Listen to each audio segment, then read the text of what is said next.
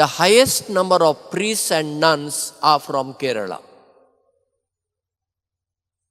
The highest number of nurses and medical professionals are from Kerala. And they are found all parts of the world. Everywhere they are. They are ready to do any work. If you go to Panji market,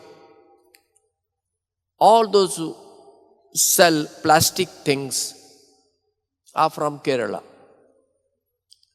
All the tires, puncture, those who remove punctures and all from Kerala. Plumbers from Kerala. Hard-working people. They are ready to work with their hands. Whether priests or nuns, if there is a one Kerala sister, she will do something work in the garden, which others will not do. They will hesitate.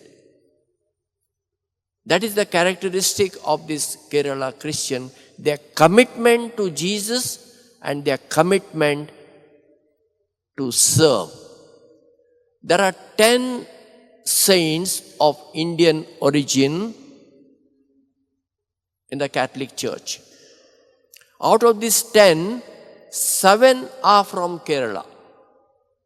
So that itself shows the official church has recognized the contribution of the Keralite Catholics or Christians, you may say. While praying for them, let us pray for ourselves who are not from Kerala.